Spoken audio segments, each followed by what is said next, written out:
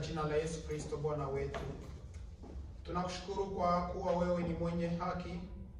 Tunakushukuru kwa kuwa wewe ni mwingi wa upendo, ni mwingi wa rehema.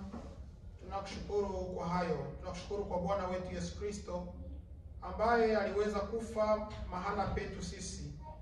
Kwa maana sisi tulikuwa hatustahili, maana sisi tulikuwa wenye dhambi, wala hatungestahili haki yako. Lakini kwa neema yako tele uliweza kumpa Yesu Kristo apate kuwa mpatanishi wetu kwako. Tunakushukuru sasa kwa kuwa tuna uzima tele. Tunakushukuru sasa kwa kuwa tuna uzima wa milele. Na kuomba uzidi kutulinda na kuzidi kutulisha katika chakula cha kiroho, ili tupate kuendelea kukua katika ujuzi na pendo la mwana wako Yesu. Utubariki kwa siku ya leo katika jina teule na takatifu la Bwana wetu Yesu Kristo. Tunaomba, tunakuamini. Amen. Okay. Oh, to Jesus I surrender. All to Him I freely give. I will ever love and trust Him in His presence daily. I surrender, oh, I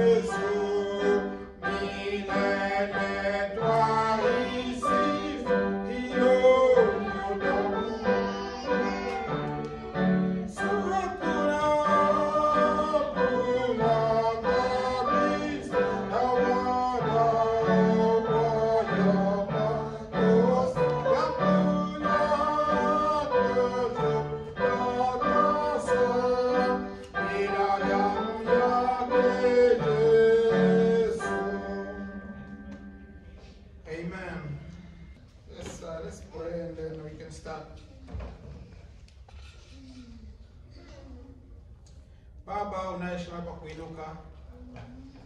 Tunakushukuru tena kwa sifa zako. Tunakushukuru kwa sababu wewe ni wa pekee. Wewe ni wa ajabu. Wewe ni mfalme mkuu. Wewe ni Mungu mwenye nguvu. Tunakushukuru kwa kuwa unajawa na upendo mwingi. Sisi tuliokuwa wenye dhambi, Yesu Kristo alikufa mahali petu. Tunakushukuru kwa kuwa umetupatia upatanisho ulio katika mwana wako Yesu. Tunakuomba Bwana, zidi kutuokoa, zidi kutakasa katika maisha yetu na mwenendo wetu wa Kikristo, ili tupate kuwa wana wako watiifu, wana wako wanaokuletea wewe utukufu. Tunakuomba haya tukiamini, nitakapoenda kuingia katika maneno yako, Bwana uweze kunimulikia, nisiongee kinachotoka kwangu, bali kile mwenyewe utakachoweza kuniwezesha kukiongea. Tunaomba Bwana tubariki katika jina takatifu la Bwana na Mwokozi wetu Yesu Kristo. Amen. Acha tuangalie leo, tutasoma katika kitabu cha Yohana.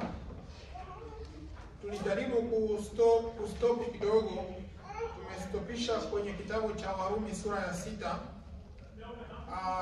Hatukuweza kuendelea hapo, tukasema tuchange kidogo na mambo mengine. Kwa hivyo tuliona tusimame sababu ya kutoweza kuchosha watu na kitabu kimoja. Tukaona kwamba tujaribu kuwa tunachanga. Wakati mwingine tutaweza kuchukua mafundisho mengine, alafu wakati mwingine tunarudia tena kwenye kitabu chetu kipendwa cha Warumi. Sababu kitabu cha Warumi kina chapter zingine nyingi, nafikiri hadi chapter ya 16, lakini tutaenda taratibu, hatuwezi kupeleka haraka. Tutaenda kuangalia katika kitabu cha Yohana sura ya 10.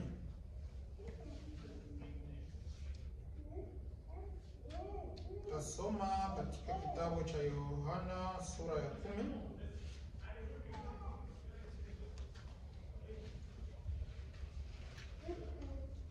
Tutasoma anzia mstari kama ngapi? Mstari wa kwanza tunashuka mstari wa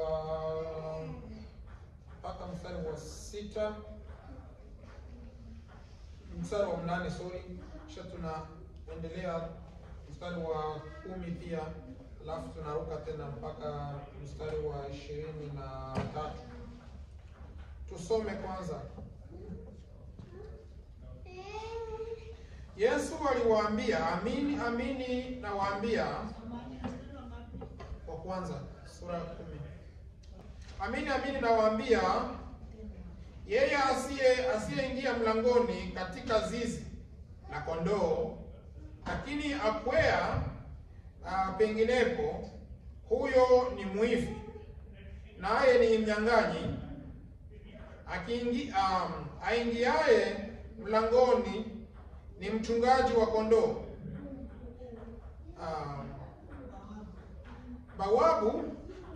Bawabu humfungulia huyo, na kondoo humsikia sauti yake, naye huwaita kondoo wake kwa majina yao na kuwapeleka nje. Naye awatoapo nje kondoo wake wote huwatangulia, na wale kondoo kumfuata, kwa maana waijua sauti yake. Mgeni hawatamfuata kabisa, bali watamkimbia, kwa maana hawazijui sauti za wageni. Midhali hiyo Yesu aliwaambia, lakini wao hawakuelewa mambo hayo aliyowaambia. Basi Yesu aliwaambia tena, amin amin nawaambieni, mimi ndimi mlango wa kondoo. Wote walionitangulia ni wevi na wanyang'anyi, lakini kondoo hawakuwasikia. Mimi ndimi mlango, mtu akiingia kwa mimi ataokoka. Ataingia na kutoka, naye atapata malisho. Mwivi haji ila aibe na kuchinja na kuharibu. Mimi nalikuja ili wawe na uzima, kisha wawe nao tele. Kisha tunaruka mstari wa 22. Mstari wa 22 nasema, basi huko Yerusalemu ilikuwa sikukuu ya kutabaruku, ni wakati wa baridi, naye Yesu alikuwa akitembea hekaluni katika ukumbi wa Sulemani, samani. Basi Wayahudi walimzunguka wakamwambia, hata lini utatuhangaisha nafsi zetu? Kama wewe ndiwe Kristo, utuambie waziwazi. Yesu akawajibu na aliwaambia, lakini ninyi hamkusadiki. Kazi hizi ninazozifanya kwa jina la Baba yangu ndizo ninazozishuhudia. Lakini ninyi hamsadiki kwa sababu hammo miongoni mwa kondoo wangu. Kondoo wangu waisikia sauti yangu, nami nawajua, nao wanifuata. Nami nawapa uzima wa milele, wala hawatapotea kamwe, wala hakuna mtu atakayewapokonya katika mkono wangu. Baba yangu aliyenipa hao ni mkuu kuliko wote, wala hakuna mtu awezaye kuwapokonya katika mkono wa baba yangu. Mimi ni hapo ya bado. Mimi na Baba tu moja. Basi Wayahudi wakaokota mawe tena ili wampige. So hili neno ni neno zuri sana. Nimechagua hili neno kwa sababu hii chapter iko na niseme namna gani? Iko na uzito. So our goal, is just to keep understanding. As we mentioned before, in our study of the book of Romans, you know how we start from the book of Romans chapter 1, and then we went up to chapter 6. So we didn't finish chapter 6 really. We stopped at verse 3 of chapter 6. Tulisimamia hapo kwenye hiyo sura ya 6 na mstari wake wa 3. Mahali tuliona vile sisi tumeweza kuunganishwa na Yesu Kristo kwa njia ya mauti yake kwa njia ya ubatizo. That's where we stopped, where we talked about how we've been reconciled with Jesus through his death, through baptism. But we are keeping emphasizing on what we have learned from that book of Romans so far. But today, as we are pondering on that same word, as we are emphasizing on the salvation, our goal is to make sure that people understand the salvation. Watu wajue wokovu, ndio goli letu, ndio lengo letu.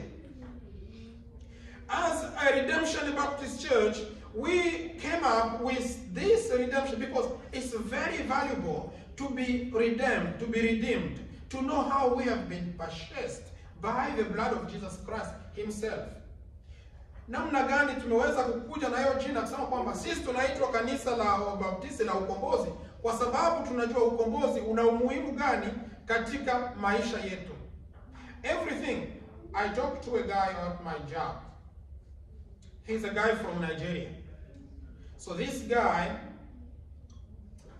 he, told me, man, I'm getting a good salary here. I'm getting good salary. I'm getting good money. He told me that. And I have built a good home in Nigeria, and he showed me his nice house here he lives from Phoenix, Arizona. He has a beautiful house, maybe around 600,000 or 700,000. He's good. And his daughter is in medical program. He's doing medical school. And he is like that. He worked as a policeman, and also he worked at Amazon. I don't know what he was doing with Amazon. Right now he's doing safety in construction. He's doing safety. So akaniambia, man, when you're still alive, you have to enjoy your life. Because when you die, someone is going to enjoy your money. So you have to enjoy your life. You have to enjoy your money.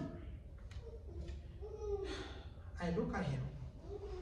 I was like, okay, so what? If you enjoy your money, then what will happen? That is true. You need to enjoy your money. You want somebody to come to enjoy your money. Then I thought, okay, listen, the reason why I'm bringing this up is just to show you guys how precious what we have in Jesus Christ. Because we have seen that, what a friend we have in Jesus, right? So we know that. And then if we have this salvation, we've been redeemed by Jesus Christ, we know our home is not here. Because we have that confidence. Yesterday I was talking during the prayer, guys, you remember? I asked you, if someone will ask you, do you know for sure that you're going to go to heaven? This is not a study time because we chose this to be a preaching time. But maybe we can still interact if you guys want to interact today too. So I asked, how God will let you to heaven? How can someone, you being a Christian, how can you answer someone, unaweza jibu namna gani mtu anapokuuliza, kwa nini Mungu atakuacha uende mbinguni? And then people start mumbling, trying to find answers. But we know how. So, I guess, kila ambacho niko nataka kuleta, what I'm trying to bring to you, is trying to submit to you, is to show you, after talking to this man, he didn't have anything to say. Because we kept putting dilemma, we keep putting question mark. Tulianza kujiuliza, tukaanza kuweka alama ya ulizo. Sijui wanasema Mswahili. Kwa interrogation. Mswahili nasemaje? Alama ya ulizo. Alama ya kuuliza. Tukaendelea kwa tunaweka alama ya kuuliza. Ninamuuliza sasa wewe uko na diploma, amesoma, iko na masters. Amesoma. Utakapokufa, je, utajua kama ulikuwa na diploma hapo ukiwa kaburini? Unapokufa, umeacha milioni ya pesa, wengine ndio watabaki wanakula hiyo pesa. Lakini yale ambayo ushakula wewe, utakumbuka ukiwa kaburini kama nimeshakula na nimeacha pesa yangu, wengine wanazikula huko bwana. Can you think like that? Now, I am in the grave, I left like 10 millions of dollars in the bank account. And Caroline is enjoying that. Will I be remembering that, oh, Caroline is enjoying my money? Huh? I'm gone. Right?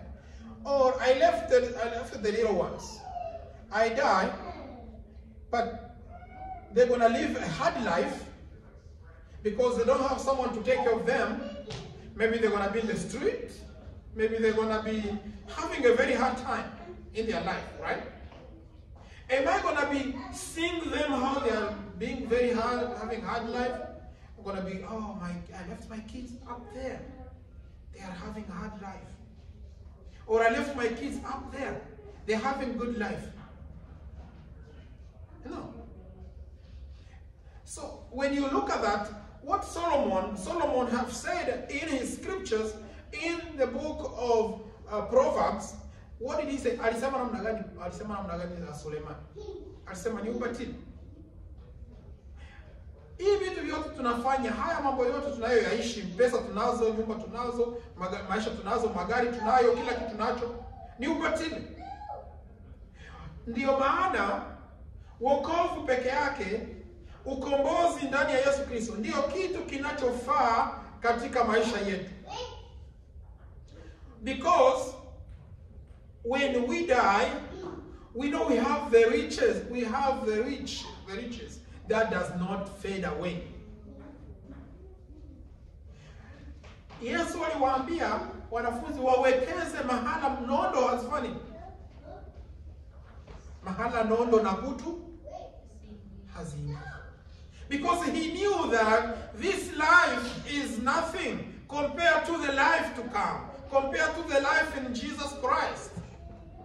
You have to be boasting only in your Savior. If you have known Jesus Christ to be your personal Lord and Savior, that is why you should be boasting. Right? So, the reason why I brought all of this up is just to show, even if we read in this book, because the reason why we chose this, listen, because we have been chosen. We have been elected by God. Tumechaguliwa na yeye ili tupate kufanya nini? Tupate kuwa wana wa Mungu, tupate kufanyika kuwa wana wake. Na sasa kama tumechaguliwa na yeye, na ndio maana tunafuata mahusia yake, na ndio maana tunafuata mafundisho yake. Tumesoma katika kitabu, tumesema, sikiliza, Yesu aliwaambia, amin amin nawaambia, yeye asikiaye, yeye aingiaye mlangoni, yeye asiyeingia mlangoni katika zizi la kondoo, lakini akwea penginepo, huyo ni mwivi. So this is the introduction. Mahala tuko tunataka kuongea kwamba tulisoma katika kitabu cha Warumi. Kumbukeni, tulisoma katika kitabu cha Warumi. We read in the book of Romans that there are two things. There is an Old Testament, kuna agano la kale, and there is a New Testament. What is the Old Testament? We have, the Old Testament we have is the law. And the New Testament that we have is Jesus Christ himself bringing the grace of God, right? Those are the two things that, if you can see the book of Romans, where we have stopped so far, it was talking about mostly of two things. Ilikuwa akiongelea vitu viwili, mostly of two things. One of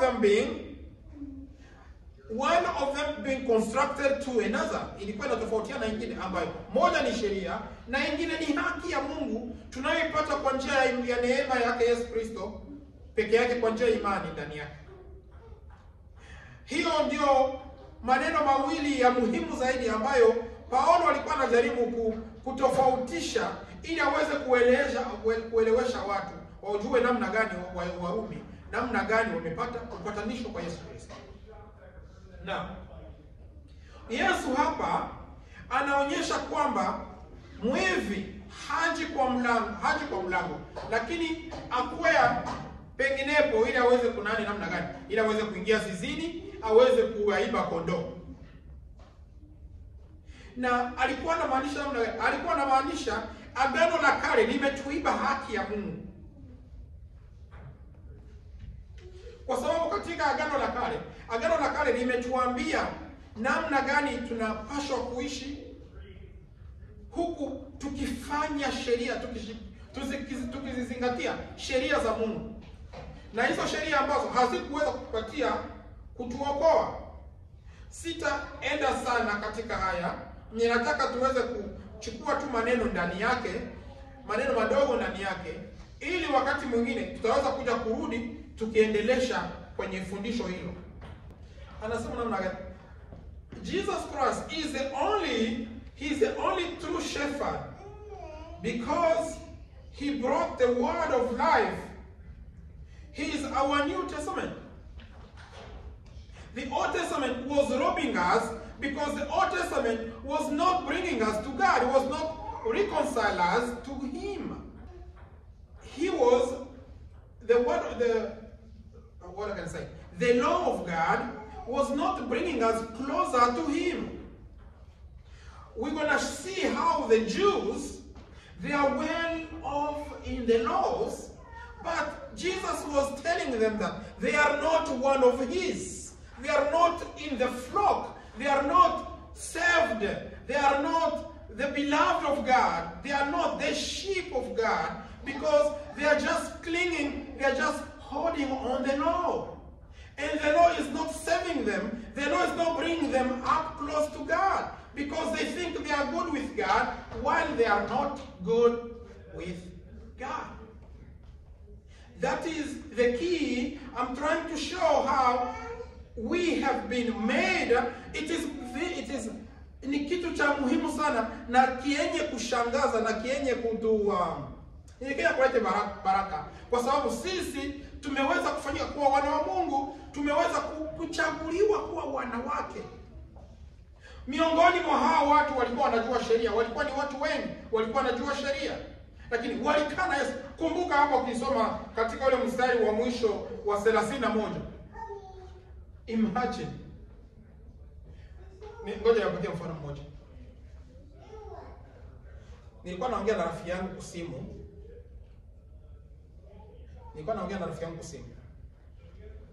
Huyo rafiki yangu tulikuwa naongea mambo ya kwetu, hii mambo ya nchi yetu, vile mambo inaendelea kule. Nikamwambia huko jamaa mmoja ni ana channel yake ya YouTube, anakuaga na anazungumza maneno ya kule kunyumba, namna gani siasa inaendelea nyumbani, anakuwa anazungumza mambo yale. Alafu yeye alipoona wakati Felix, huyu president wetu, alianza kufanya nini? Alianza kufanya hiyo kutembea nchi zingine kama hapo Marekani, kuja kutafuta namna wa kutafuta ile inaitwaje kwa Kiswahili, makubaliano ya amani kwa Trump. Sasa yeye akaanza kusema kama mimi niliombaga nikaonyeshwa kama hivi. Unaona kama hapa sasa tunaanza kufanikisha hapa nani wataondoka, Ventura watatoka, tumeshafanikisha. Kwa sababu nilionaga Mungu anionyeshaga navyo wazi kama hivi vitu vitaisha. Na vitakuwaga hivi, vitaendeka vile. Anaongea maneno ya Yesu Kristo, anaanza kuwa na hubiri pale, anaonyesha watu vile wanapaswa kuachana dhambi, wanapaswa kuwa wazuri kwa Yesu Kristo. Ngoja niwaambie kitu kimoja.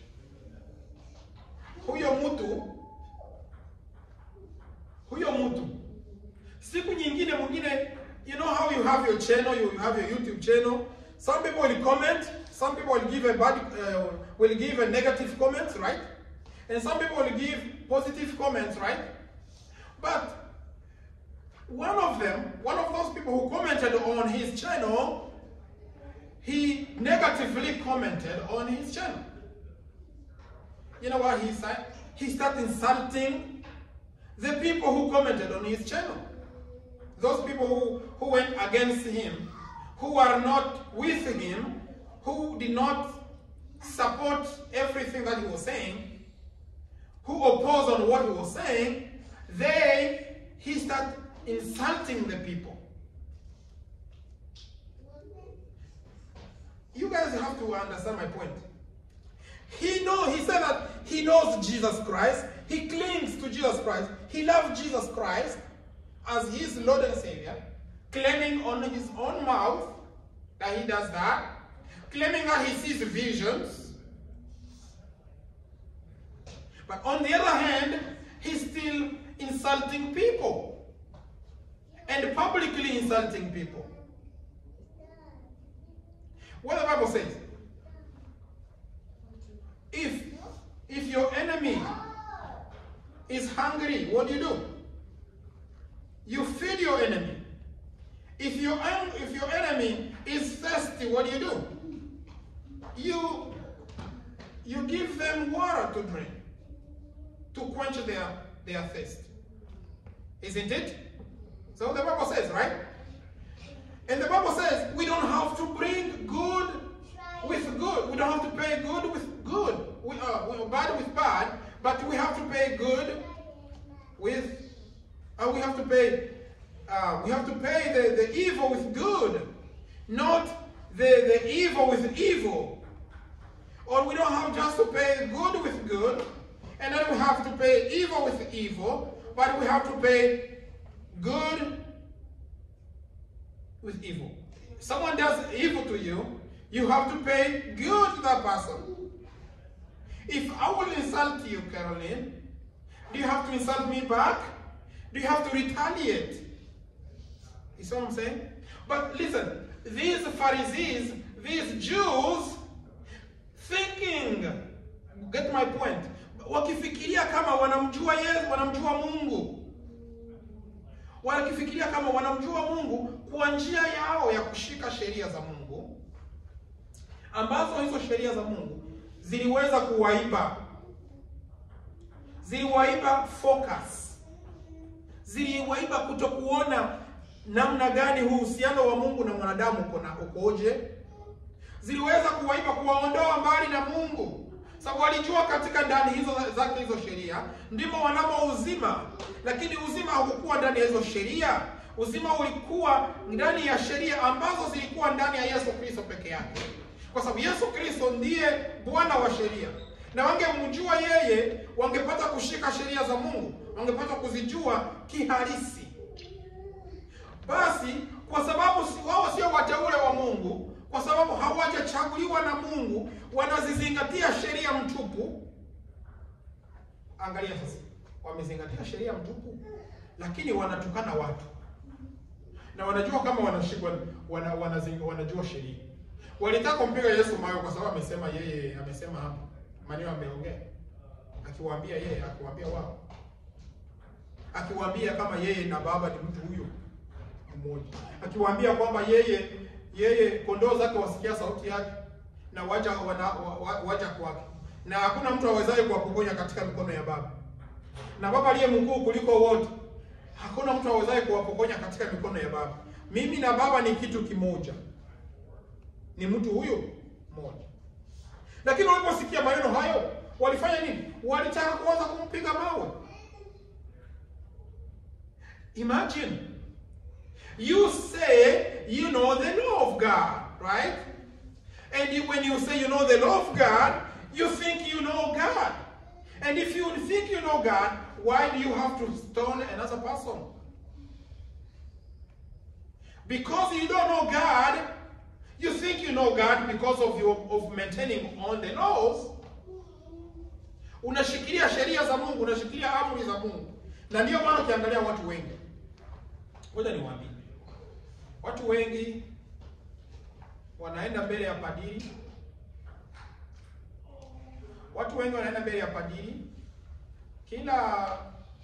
kila itwapo leo, wanaenda kuungama dhambi zao.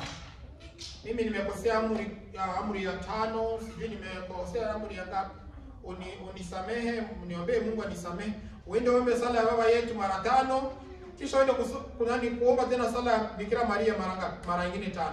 Na dhambi zako zitasamehewa. Utaenda nyumbani, dhambi zako umesamehewa. Ni kweli dhambi zako umesamehewa. Yule mtu atarudia tena, ataanza tena kwenda kufanya nyingine dhambi. Kuna mtu niliongea naye aniambia hivi, mimi siwezi mtu akinifanyia hivi, mimi sinamuonyesha kama na mimi najua mambo. Na mimi nina mchapa. Hawezi kunionea. Unakiangalia. Huyo mtu sijana alikuwa kanisa. You know? Biblia inatuambia namna gani? If the Son will make you free. Hallelujah. If the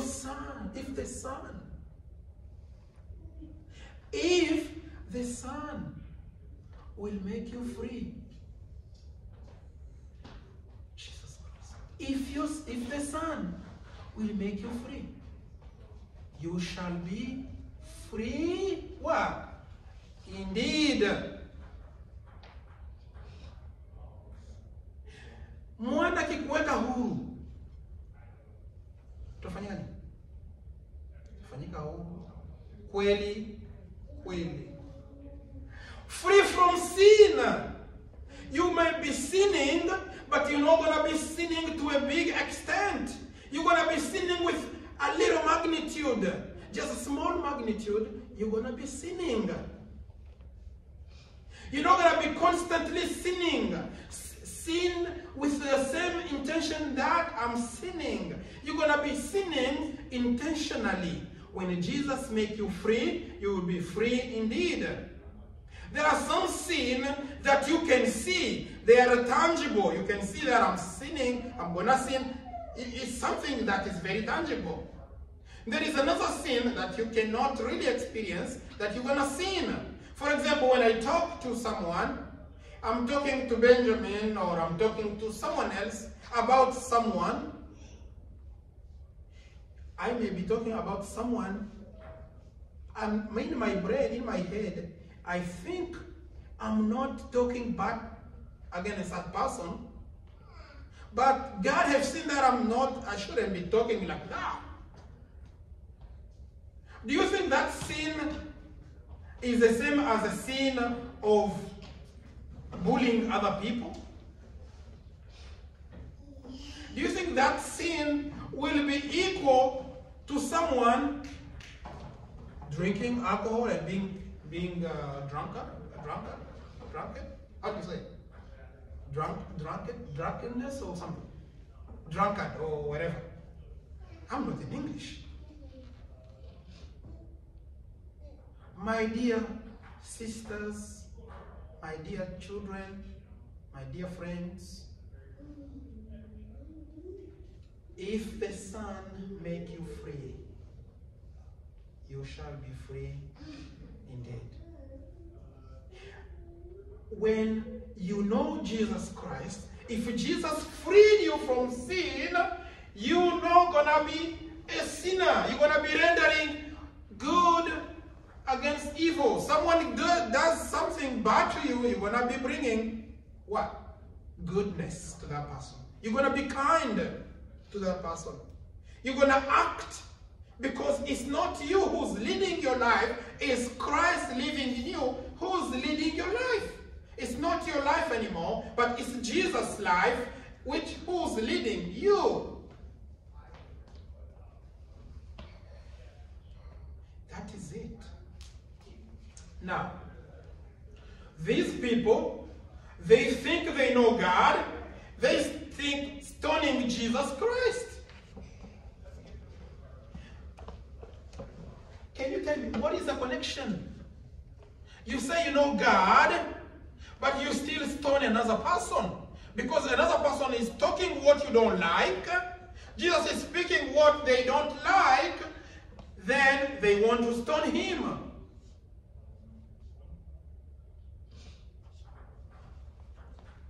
They think they know God because they know the laws.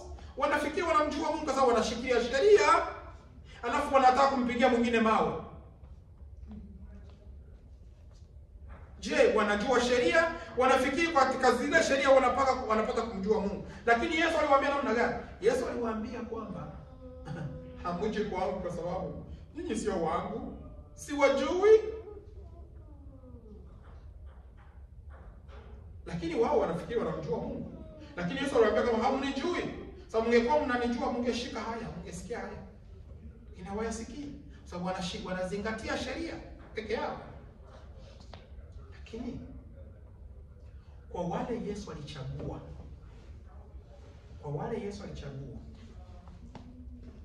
wanasikia sauti yake. Wanasikia sauti yake kwa sababu yeye ndiye mchungaji mwema, mchungaji wa kondoo aliye hai, aliye kweli. Anakuja ili atupatie uzima, na ule uzima kwa wingi wake. Atupatie uzima kwa wingi wake. He came to give us life, and the life more what? More abundantly. The life full of, to the maximum. The big life. He came to provide us.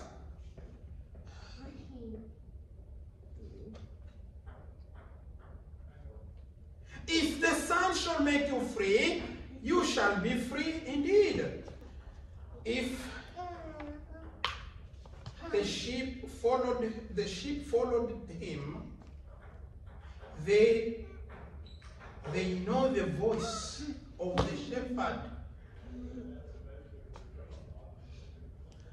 Because they know the voice of the shepherd, they follow the shepherd. Right? Because God has separated them. He put the wheat here and he put the bad wheat here. He separated ngano na magugu, anatoa. The sheep hear the voice. We heard him, that's why we came to him. We heard his calling. And before his calling, we have been predestinated from the foundation of the world. Before you are born, Mungu aliweza kukuchagua. And that's why you can hear his voice when he's calling you, because God have set up that. He have predestinated you since the foundation of the world. That's why you are his sheep. That's why you hear his voice. That's why you weren't affected by the law. But those people who knew the law, they think they know God through their laws. That's why they have not been set free. If they have been set free, they should be living a holy life, a life that brings God glory. But people who claim to have known God, but they don't bring him glory, because we can see their deeds. Their deeds testify who really they are. Isn't it? This is just the introduction. We're gonna study more about the election of God.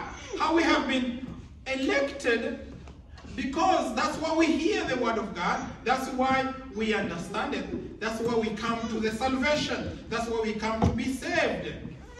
So, let me stop here. But what I'm trying to say for now is, we have to understand that we have been set free. And if the Son have set you free, thou shalt be free indeed.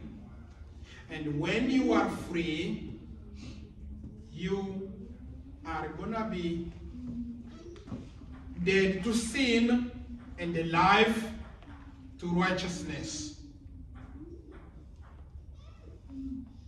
Kama mwana na kuweka huru, unakuwa huru kweli kweli. Umekuwa mufu katika dhambi na unakuwa hai katika haki. So ni machache hayo ambayo nilikuwa nimeandaa kwa siku ya leo, lakini wakati mwingine tutakuja tuchambue zaidi namna gani tumepata kuchaguliwa. Tumeweza kufanyika kama tumeweza kuwa vile tulivyo. Tunasikia sauti ya mchungaji kwa sababu sisi tumepata uteule, kwa sababu tumeweza kupatiwa ile nafasi ya kuweza kusikia Injili. Wengine wameweza kufanya mioyo kuwa migumu kwa sababu yamkini hawajachaguliwa na Yesu Kristo. Unapochaguliwa unawekwa huru kweli kweli. Ndio nitaka kuonyesha utofauti wa neema iliyokuja na Yesu Kristo mwenyewe, kwa sababu amekuja kuwa ndiye mchungaji peke yake. Kwa sababu wale wake ambaye Mungu amesema kwamba wale Baba amenipa mimi na watunza. Sababu Baba amenipatia wao. Hakuna mtu ajaye kwangu pasipokuvutwa na Baba. So ndio maana tukivutwa na Baba ndio tunakuja kwa nani? Tunakuja kwa Yesu Kristo. Ndio tunakuja kusikia sauti yake. Tunaweza kupoteza wokovu. Nafikiri hatuwezi kupoteza wokovu kwa wale ambao wameokolewa. You cannot lose your salvation if you are truly saved. Because your salvation is kept. You have been kept. You are in the hands of Jesus Christ. Imagine. Huh? Let's read there, verse 22. Basi Wayahudi walizunguka wakimwambia, hata lini utatuhangaisha nafsi zetu? Kama wewe ndiwe Kristo, tuambie waziwazi. Yesu akawajibu, naliwaambia, lakini ninyi hamkusadiki. Kama hizi ninazozifanya kwa jina la Baba yangu ndizo ninazozishuhudia, lakini ni ninyi hamsadiki kwa sababu hammo miongoni mwa kondoo wangu. They are not. The Jews, they know the laws, wanajua sheria, but Jesus is telling them, you are not among my sheep. If you are among my sheep, you should have come to me. But because you are not one of my sheep, that's why you're not coming to me. Because you are not one of my sheep.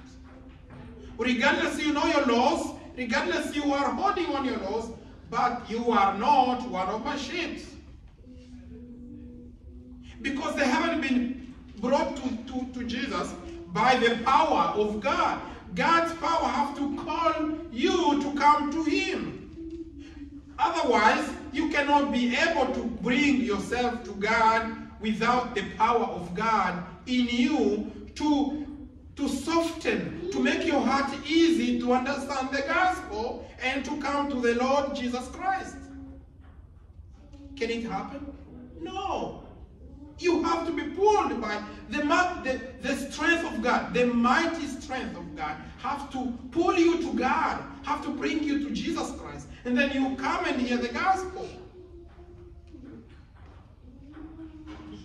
What does it? Kondoo wangu wasikia sauti yangu, nami nawajua, nao wanifuata. They hear the voice, and I know them, and they follow me. First they hear the voice, they hear Jesus' voice, and He knows us. He really knows us because we are His. And then they follow Him. Nami nawapa uzima wa milele, wala hawatapotea kamwe, wala hakuna mtu atakayewapokonya katika mikono yangu. Nobody is going to pluck them out of my hands. That's why that's why if you are saved, if you've been set free by Jesus Christ, you shall be free indeed. You are free from the bondage of sin. You have been purchased from the bondage of sin. You have been redeemed by the only blood of the Lamb. The blood of Jesus Christ has redeemed you. And then you come to Him and you are protected. You're not going to lose your salvation. If you lose your salvation, it means that you have not gotten your salvation to begin with. Because you are protected. There is no way you can get away from Jesus. Because He has been taken captive of you. He has been alishakushika nyara. Yesu Kristo anapokushika nyara, unakaa katika mikono yake na huwezi kuondoka. Wokovu wako hauwezi potea. Na wokovu wako ukipotea, ina maana ulikuwa hujaokolewa. Lakini kama umeokolewa, wokovu wako unakuwa umehifadhiwa na Yesu Kristo katika mikono yake. Hakuna mtu atakayeweza kuja kupokonya wokovu wako ama kupokonya wewe mbali na Yesu Kristo. What can separate us from the love of God? Is it famine? Is it peril? Nothing can separate us from the love of God. In Romans chapter 8, I think verse 35. Nini itakayotutenganisha na upendo wa Kristo? Ni njaa, ni uchi, ni hatari, ni chuki, ni you name it. Nini? There is nothing that can separate. If you are in the love of Jesus Christ, there is nothing that will separate you from the love of God. You are protected in his own hands because you are his sheep. Because he didn't come to destroy the sheep, but he came to gather the sheep around him. Let's pray. Heavenly Father, we thank you. Thank you for this time. Thank you for your word. Let us cling to this word, because we know we have been protected. We are in good hands with you. You have saved us, you have redeemed us from the bondage of Satan, from the bondage of sin, but you have brought us near to you so we can be reconciled to you. We thank you, Lord. Be with us the rest of this time. In Christ Jesus, our Lord and Savior. Amen. Okay, let's sing the last song. Wakati salama inapojaza roho na vile wakati wataapo umenifundisha kusema kwa kweli na juu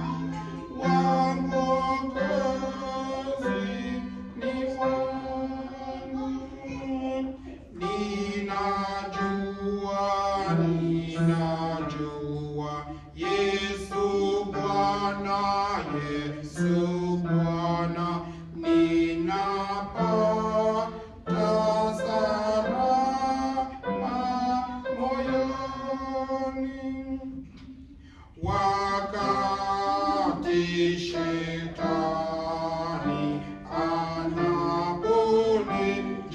anaponijaribu, salama inachunga roho, kwa maana Mwokozi ananikumbuka na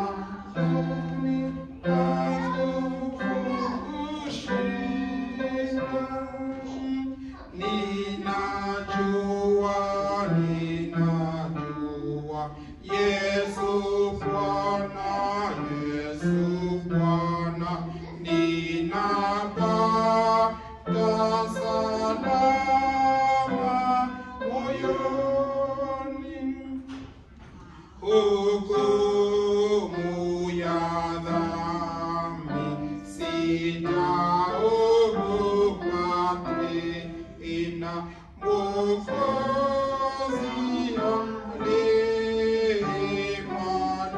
alimaliza alipobeba makosa Kalvari na kuyaondosha kabisa. Ninajua Yesu Bwana ninapata salama moyoni. Ninatazamia kurudi kwake Yesu, afike katika mawingu nione kwa macho ninayempenda, niishi milele naye.